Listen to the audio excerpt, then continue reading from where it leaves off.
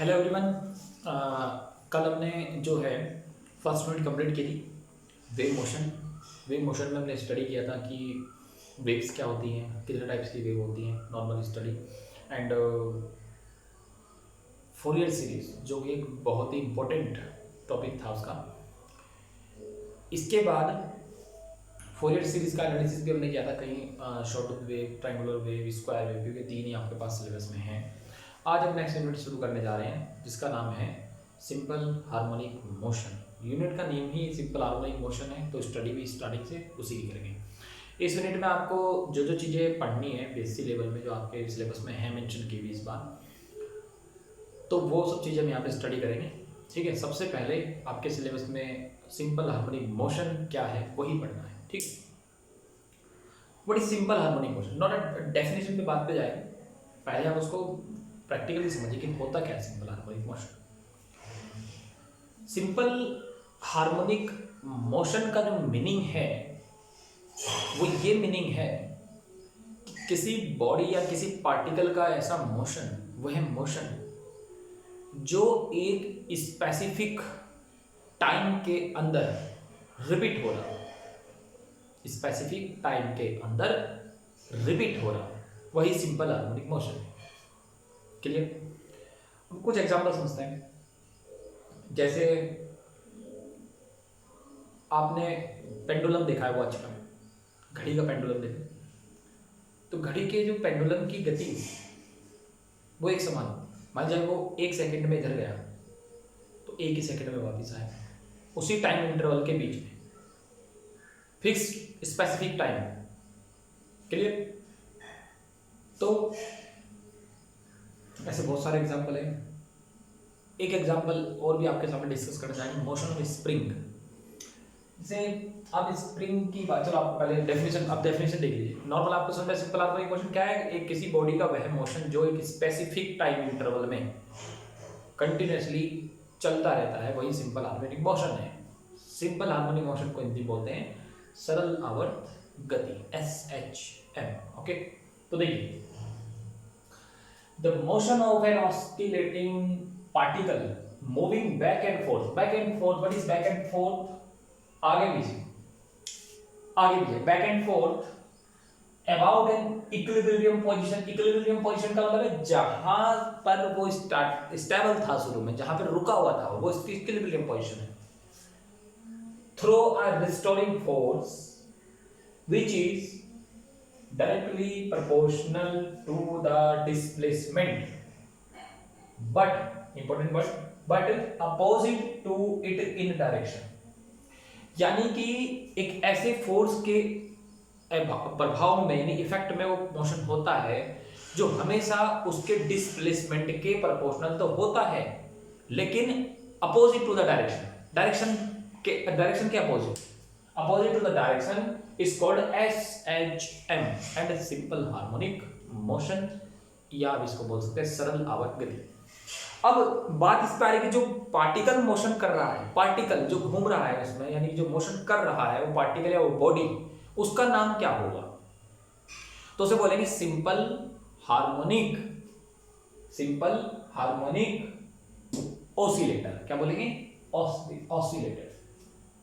अब इस वर्ड पर बच्चे थोड़ा कंफ्यूज रहते हैं कि ऑसिलेटर क्या होता है, व्हाट इज ऑसिलेटर? मतलब मोशन करने वाली बॉडी ऑसिलेटर है, सिंपल हार्मोनिक ऑसिलेटर। ठीक है, एग्जांपल समझिए। For example number 1, motion of spring. Spring का जो मोशन होता है वो भी क्या है आपका सिंपल हार्मोनिक मोशन। कैसे है समझिए। सपोज ये स्प्रिंग है, ये मतलब स्प्रिंग यहां से बांधा हुआ है ऐसे, m मास इस पे लटका हुआ है, ये m मास, ये इसका क्या है? m मास का कोई बॉडी यानी पार्टिकल, बॉडी इसके ऊपर लटकाई हुई, दबाई हुई, जिसको भाई m मास है। m मास यहाँ पे फिक्स है, मतलब यहाँ पे स्टेबल है, तो ये इसकी कहलाएगी इक्विलिब्रियम पोजीशन। फिर हम इसको खींचते हैं, हमने इसमें फोर्स लगाया इस तरफ को, खींचने पर क्या होगा? मान लो ये यहाँ आया, इस पोजीशन पे आया, फिर ये यहाँ आएगा, फिर छूटेगा मान लो, फिर उसके बाद इस पोजीशन पे आया, तो this is A and this is B। तो क्या होगा? कंटिन्यूअसली अगर हम इसको इस तरह के मोशन में छोड़ दे तो स्प्रिंग इस तरह का मोशन करेगा कि कैसे? पहले वो नीचे आएगा, फिर वो ऊपर जाएगा, फिर वो नीचे आएगा, फिर वो ऊपर जाएगा, फिर वो नीचे आएगा, फिर ऊपर। तो इस तरह का मोशन हो रहा है एक स्पेशल टाइम के बीच में, और ये जो डिस्टेंस यहाँ पे ट्रेवल कर रहा है, इसका क्या हो गया, एम्पलीट्यूड हो गया, आया कितना जा रहा है, ठीक है। तो ये जो मोशन होता है एक स्पेशल टाइम के बीच में हो रहा है, यानी मतलब इसको यहाँ से यहाँ आने 5 सेकंड लगे, तो यहाँ से आ जाने पे 5 सेकंड लगेंगे, फिर 5 सेकंड, ये टाइम फिक्स है। This is called time period. यही यही क्या कहलाता है, आवर्तकाल यानी टाइम पीरियड।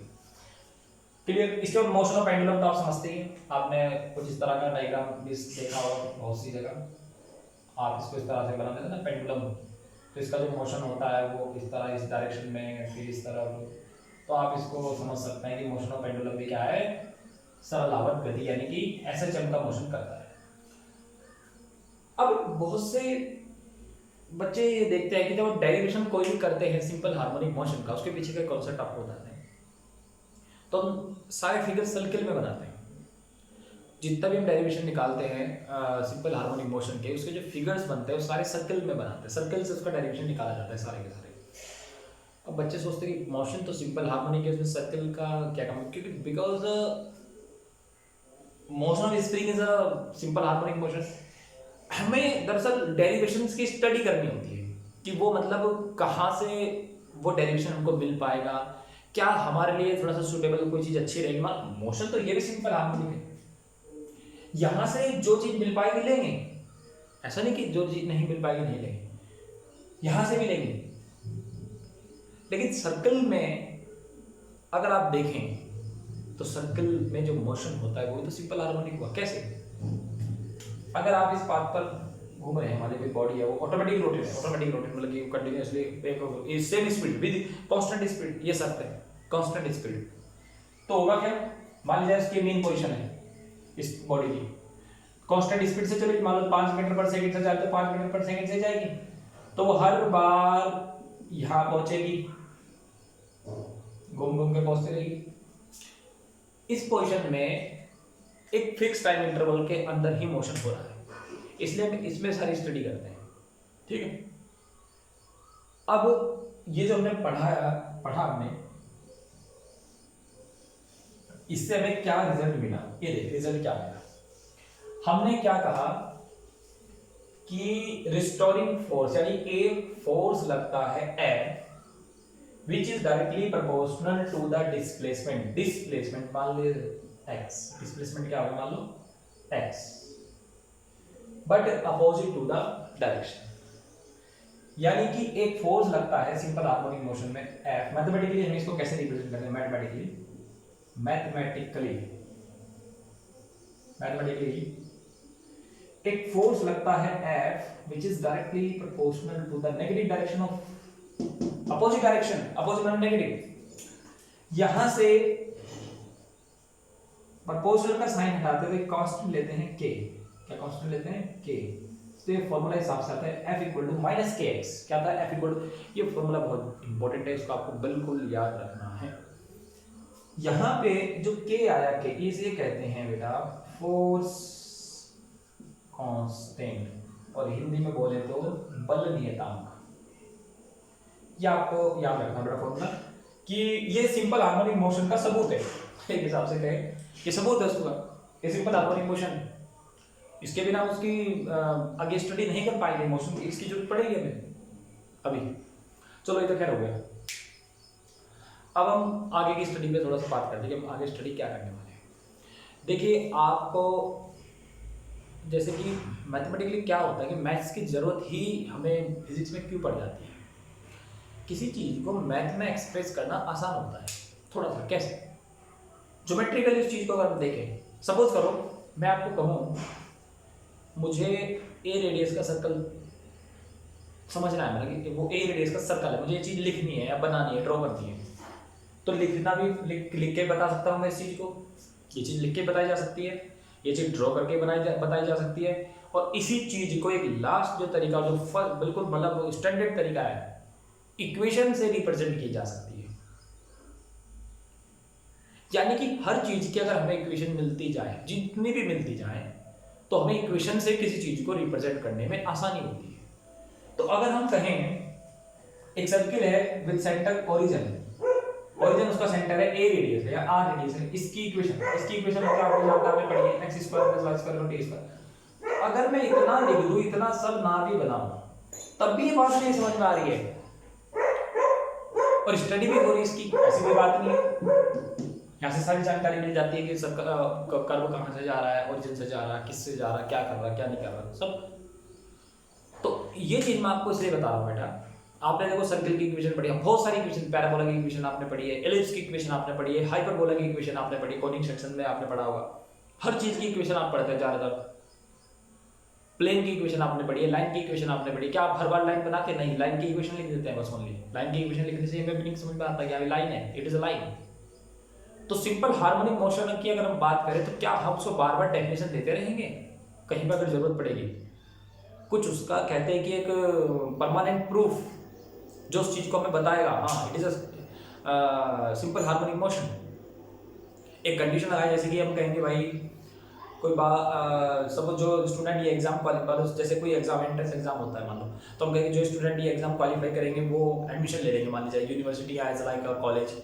तो उस पर एक कंडीशन लगाए कि जो स्टूडेंट ये एग्जाम पास करेंगे वही लेंगे। तो सिंपल हार्मोनिक मोशन कौन बॉडी करेगी या कौन सा फंक्शन सिंपल हार्मोनिक मोशन को रिप्रेजेंट करेगा, दिखाएगा कि हाँ भाई ये सिंपल हार्मोनिक मोशन के अंदर है। तो उस पर एक रेस्ट्रिक्शन यानी वो वैल्यू, वो कुछ तरीका तो चाहिए।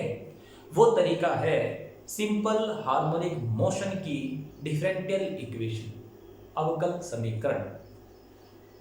अब हम डिराइव करेंगे सिंपल हार्मोनिक मोशन की अवकल समीकरण। वो अवकल समीकरण जो निकल कर आएगी वो इनकी मदद से आएगी।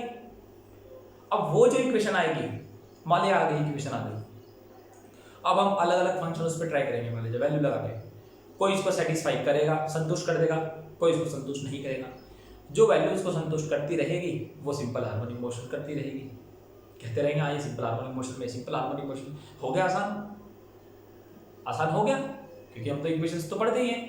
बट अगर मैं उसको पूरा एनालिसिस करूँ, उसका ग्राफ बनाऊं वगैरह करूँ, ये करूँ, सिंपल हार्मोनिक मोशन में है नहीं है, तो बहुत सारा समय लग सकता है और it is difficult to compare it.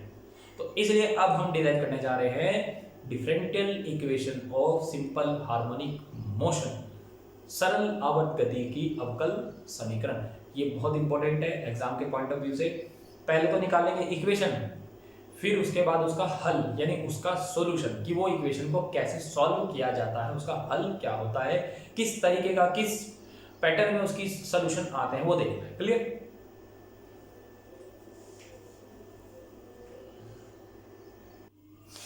हाँ तो बच्चों देखिए, डिफरेंशियल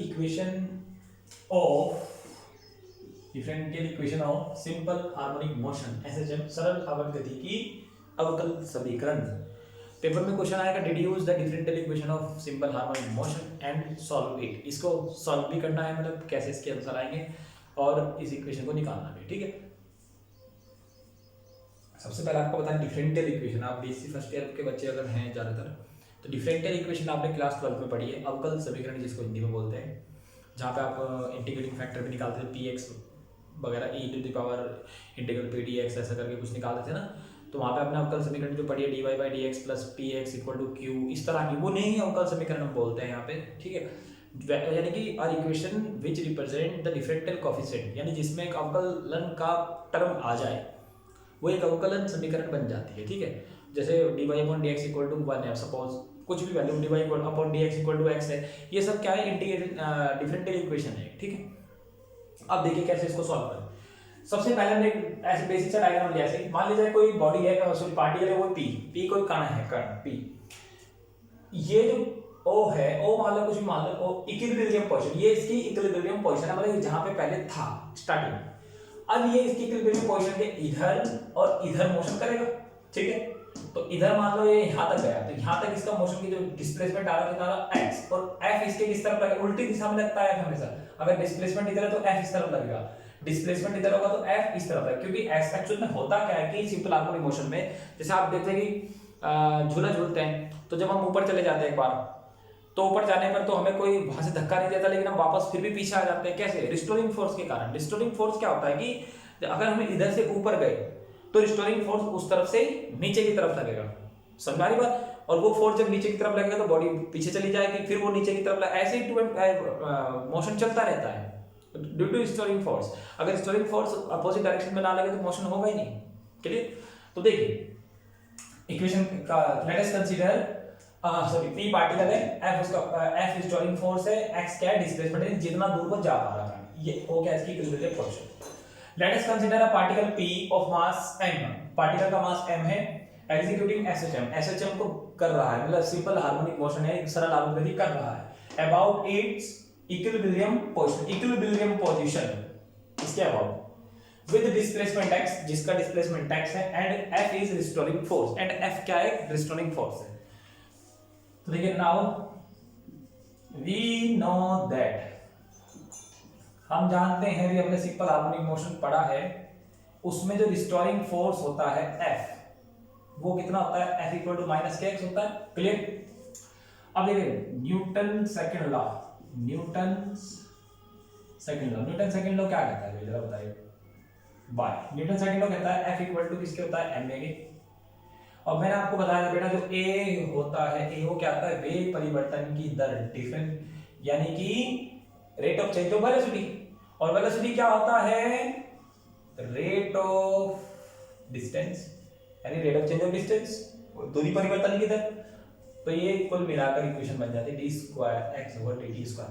हमेशा ध्यान रखना बेटा, अगर v की वैल्यू लिखनी है तो एक बार v की वैल्यू लिखनी है तो x का एक बार अवकलन t के रिस्पेक्ट में डिफरेंशिएशन, a की वैल्यू लिखनी है तो x का दो बार अवकलन t के रिस्पेक्ट में। तो f इक्वल टू m में लगा दीजिए, तो m a equal to minus k of x, m की वैल्यू तो m है, a की वैल्यू क्या है बेटा वहां से? d square x over dt square बराबर माइनस के x, m को डिवाइड में जाइए इस तरफ, तो d square x over dt square equal to minus k upon m into x।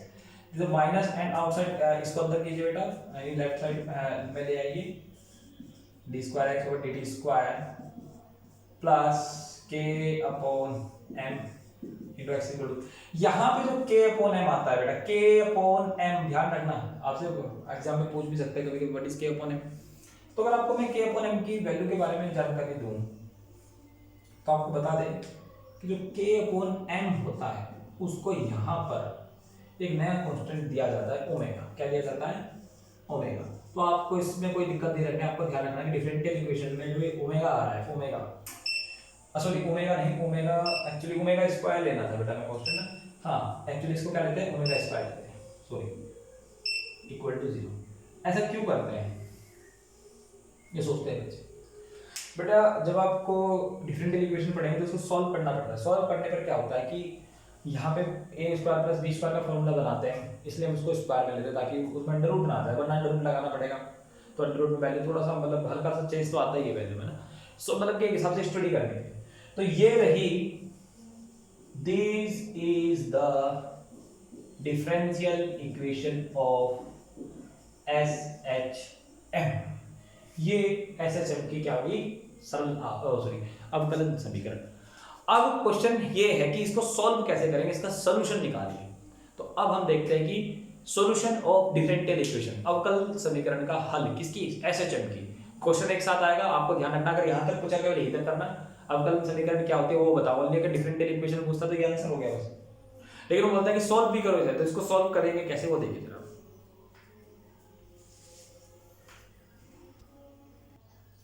हाँ तो बेटा नेक्स्ट टॉपिक देखिए, सॉल्यूशन ऑफ डिफरेंशियल, डी का मतलब है differential equation of simple harmonic motion. Very very important question बेटा, यहां से क्वेश्चन पूछे जाने के चांस है। दोनों क्वेश्चन एक साथ ज्वाइंट आते हैं, लिंक आते हैं दोनों।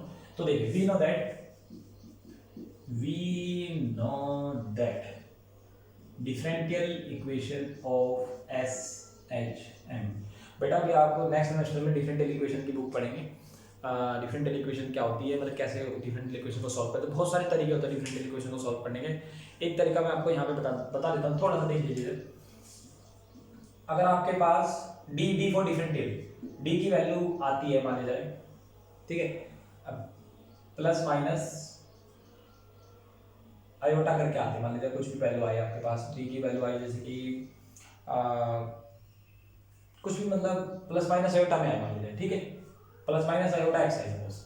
तो इसका आंसर कैसे निकलेगा? आयोटा एक्स तो नहीं, एक्स में आंसर लेना है सपोज आपकी जो, हाँ चलो एक्स में है, तो आपको जो इसका आंसर मिलेगा, आंसर वाई, वो होगा वाई बराबर A e to the power iota x plus B e to the power minus iota x. ये थोड़ा सा ध्यान रखना है आपको, यानी कि पहले हम इसमें निकालते हैं d, what is d, d is d y by d x, ठीक है। इसके बाद डी की जो वैल्यू आती है, अगर उसमें आयोटा वाली वैल्यू आ जाती है तो जो उसका आंसर होता है y बराबर वो क्या होता है, ए ई की power iota x plus B e की पावर माइनस आयोटा एक्स, ठीक है। जहाँ पे ए और बी कांस्टेंट होते हैं और ये पूरा इसका सॉल्यूशन यानी आंसर होता है, ठीक है।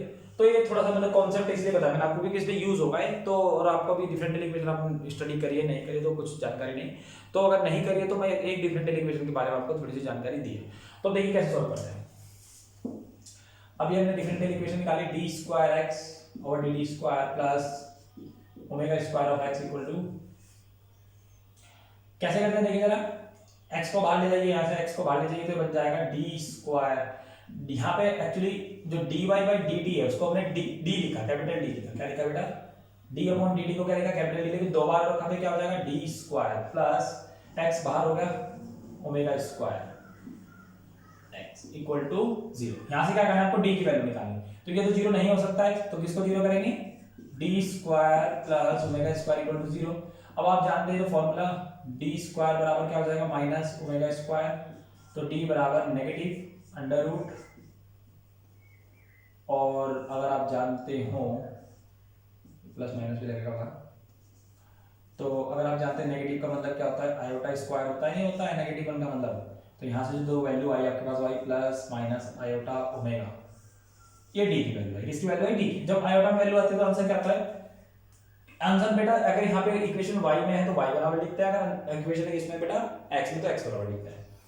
सॉल्यूशन इस टाइप का होगा, ये x इक्वल टू a, या आप इसमें चलो a ले लो, a e to the power iota x, लेकिन सॉरी जो वैल्यू आई, तो यहाँ पे जो वैल्यू आई है आंसर आया है, मतलब वो आंसर क्या आया, डी का आयोटा ओमेगा, और जो दूसरा आंसर आया है हमारे पास वो आया है माइनस आयोटा ओमेगा, ठीक। अब इक्वेशन में एक्चुअली एक चीज और थी, हाँ इक्वेशन किसके रिस्पेक्ट, हाँ डिफरेंशिएशन किसके रिस्पेक्ट में हो रहा है, टी के, तो साथ में टी भी आता है। जैसे सपोज अगर ये इक्वेशन इस तरीके में लिखी हुई d y by d x में, तो आंसर होता वाई बराबर, ठीक है, और यहाँ पावर में साथ में क्या आता एक्स आता, लेकिन यहाँ पे उल्टा हो गया, इक्वेशन x में और डिफरेंशिएशन के साथ t के साथ, तो x बराबर आंसर जो आएगा e to the power d की वैल्यू कितनी है, iota omega into t plus b equal to iota omega into t, लेकिन एक माइनस का एक प्लस का, ये आंसर ही था। ये इसका सॉल्यूशन हो सकता है, पर ये होगा कैसे, इसको प्रूफ करना है हमको, देखिए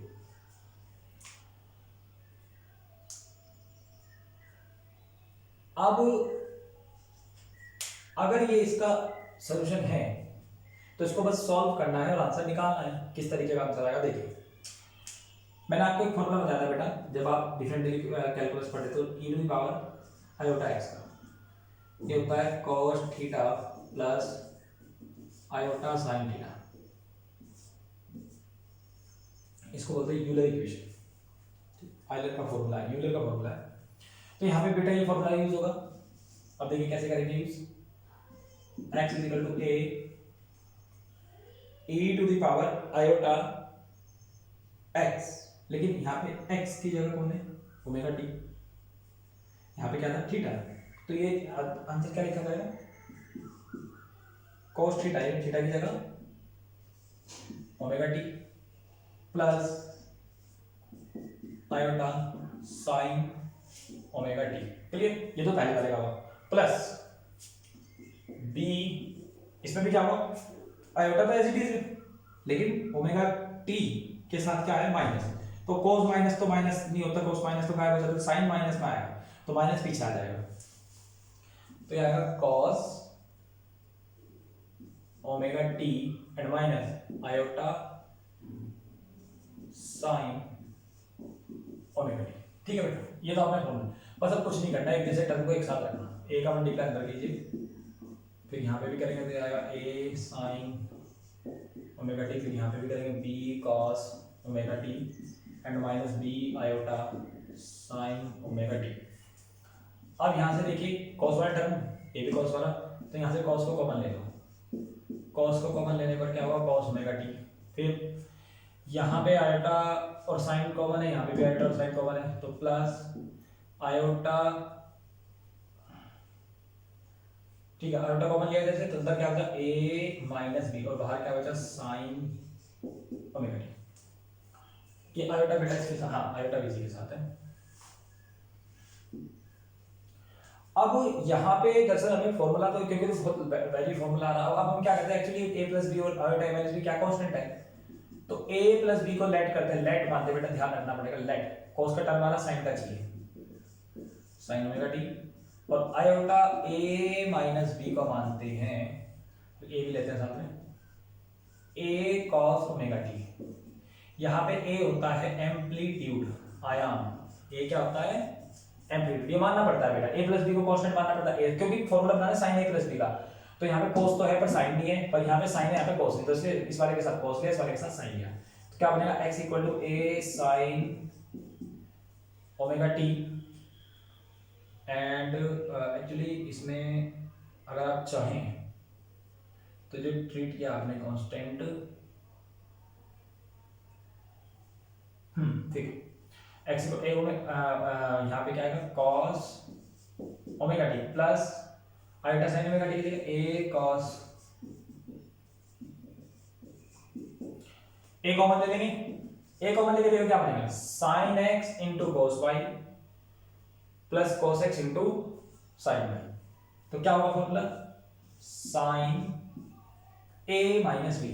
लेकिन अगर हम ध्यान से देखें, sorry sin a plus b, sine क्या हो जाएगा a प्लस बी, तो यहाँ पे दरअसल जो हमने ओमेगा टी लिया, दरअसल ये ओमेगा टी नहीं लेना क्योंकि ओमेगा टी तो ऑलरेडी एंगल है ही, यहाँ पे कुछ नया कांस्टेंट लेता है, जो नया कांस्टेंट आपको पता है फाई क्यों लिया है, फाई क्या होता है बेटा फेज डिफरेंस, फाई क्या होता है फेज डिफरेंस, फेज डिफरेंस कालांतर, तो क्या लेना है फाई, क्योंकि थीटा तो पहले ओमेगा टी वहां पे है, इसमें भी क्या लेंगे फाई। अब बनाइए जरा फॉर्मूला क्या बन रहा है sin x into cos y plus cos x into sin y, तो ये formula sin a plus b, या आप इसी को ऐसे भी लिख सकते हैं x equal to a sin omega t plus phi.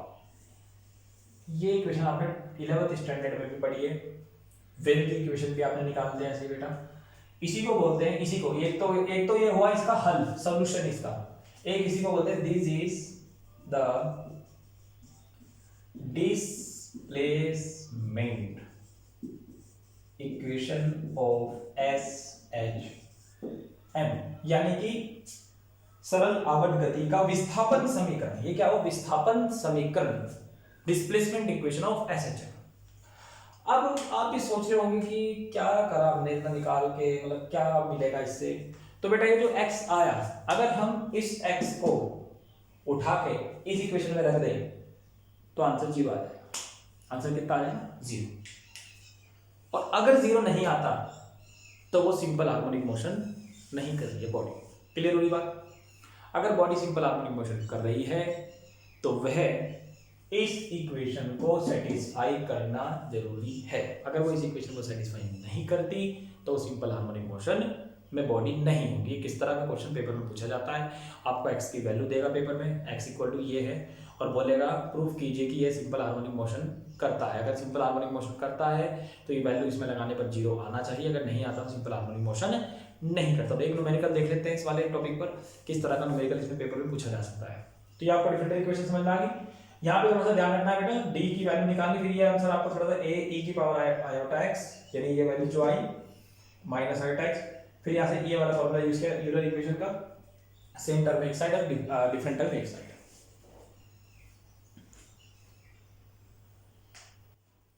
हाँ बेटा एक इक्वेशन इसमें देखिए जरा, क्वेश्चन है the displacement equation of particle is given by x equal to this, यानी एक कण का विस्थापन समीकरण x बराबर ये है, जहां a और b क्या है कांस्टेंट है, वेयर a की constant, show that it execute SHM, सिद्ध करो कि यह सरल आवर्त गति कर रहा है। तो देखिए हम जानते हैं अगर सरल आवर्त गति करेगा तो इस इक्वेशन की वैल्यू को सेटिस्फाई करना चाहिए, भी बताया मैंने आपको। तो हम क्या करेंगे, x इक्वल टू आपको दे रखा a cos omega t plus b sin omega t, हम इसका पहले x के साथ t के साथ डिफरेंशिएशन करेंगे, फिर दोबारा t के साथ डिफरेंशिएशन करेंगे, फिर इस वैल्यू में इसमें रखेंगे या इसी को सॉल्व करते रहेंगे। अगर ये इक्वेशन बन गई ये वाली तब भी आंसर प्रूफ हो गया। अगर नहीं बनी तो जो वैल्यू यहाँ से निकाली फिर उठा के यहाँ रखेंगे, जीरो आना चाहिए। अब देखिए एक बार अगर हम भेजें dx upon dt, a cos का कितना आ जाएगा minus sign omega T, omega T का दोबारा करेंगे तो ओमेगा टी का जैसे दोबारा करेंगे तो ओमेगा का मल्टीप्लाई प्लस यहाँ पे भी ओमेगा का मल्टीप्लाई होगा और साइन का कितना हो जाएगा cos omega T. Again differentiation d square x over dt square minus a, दोबारा साइन का करेंगे तो ओमेगा फिर आएगा तो ये ओमेगा स्क्वायर, साइन का कितना हो जाएगा cos ओमेगा टी प्लस यहाँ पे भी ओमेगा दोबारा आएगा तो ओमेगा स्क्वायर और cos का कितना आएगा minus sine t, d square x over dt square minus का omega square common a cos omega t plus d sin omega t. देखिए अगर आपको ये दिक्कत आ रही है कि भाई पता नहीं वो बनेगी इक्वेशन नहीं बनेगी, तो आप क्या करें, आपने जैसे वैल्यू निकाल दी, अब इस वैल्यू को उठा के रखिए इस पे, क्लियर। तो जैसे ही आप इस वैल्यू को उठा के इसमें रखेंगे तो क्या होगा, x की वैल्यू भी लगानी पड़ेगी और ये वैल्यू जो है ये वैल्यू किसकी है बेटा, ये देखो यहाँ पे ये वैल्यू किसकी है x की। तो अगर आपने थोड़ा सा भी अगर यहाँ पे थोड़ा सा ध्यान दिया तो ये वैल्यू अगर x की है तो ये वैल्यू इस तरह से हो जाएगी, यानी इस वाले टर्म की वैल्यू कितनी है माइनस ओमेगा स्क्वायर x। तो ये वैल्यू जब आप यहाँ रखेंगे माइनस ओमेगा स्क्वायर x से minus omega square x plus omega square cancel तो किसके बराबर आ जाएगा, जीरो के। या आप इसी को कैसे लिख सकते हैं, ये माइनस अंदर जाकर किसका हो जाएगा, वैल्यू किसकी हो जाएगी अंदर प्लस। तो देखिए बेटा ये वही इक्वेशन बन गई जो एसएचएन की इक्वेशन बन गई ना, वही इक्वेशन। तो ये इससे ये इक्वेशन बन चुकी है, इसका मतलब ये पार्टिकल कैसा मोशन कर रहा है, एसएचएम कर रहा है, यानी सिंपल हार्मोनिक मोशन कर रहा है, हेंस प्रूफ। आप घर से चेक करेंगे x equal to cos omega 2 omega t plus 5, क्या ये सिंपल हार्मोनिक मोशन कर रहा है या नहीं कर रहा है, आपको चेक करना है बेटा, ठीक है। सॉरी यहां से चेक करें 2 5 है कितना है 2 5, इसको चेक करेंगे क्या सिंपल हार्मोनिक मोशन करता है या नहीं करता। तो मिलते हैं एक नई वीडियो में आपके नए लेक्चर के साथ, तब तक के लिए आप इस लेक्चर को कंप्लीट कीजिए और अपना ध्यान रखिए, बाय बाय।